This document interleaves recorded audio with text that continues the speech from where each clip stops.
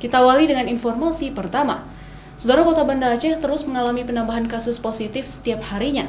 Kemarin, Banda Aceh mengalami tambahan kasus harian sebanyak 70 kasus. Sehingga saat ini Banda Aceh kembali berada di zona merah COVID-19. Jumlah kasus keseluruhan Kota Banda Aceh hingga kemarin berjumlah 11.490 kasus. Jumlah kasus yang masih dalam perawatan mencapai 2.177 kasus, serta meninggal dunia sebanyak 283 kasus dan yang lainnya dinyatakan sembuh.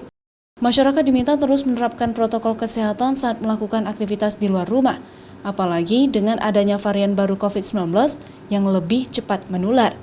Saat ini Kota Banda Aceh berada di zona merah COVID-19, sehingga PPKM juga diperpanjang, serta sejumlah kegiatan juga menjadi daring, dan pembatasan gerak masyarakat di ruang publik serta pelaku usaha.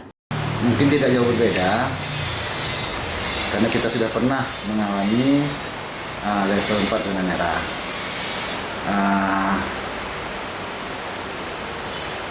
Untuk pendidikan tetap seperti yang lama, yaitu dilaksanakan secara daring. Walaupun pada rapat berkembang sekolah tatap muka, pendidikan tatap muka, dikarenakan siswa telah lama sekali daring dan hasilnya tidak maksimal. Selain itu, Kota Banda Aceh menjadi salah satu kabupaten kota di Aceh yang memiliki angka pasien positif COVID-19 terbanyak di Aceh, mencapai angka 11.000 lebih.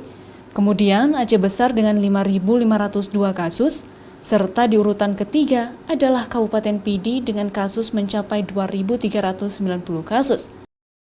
Syahril, Kompas TV, Banda Aceh.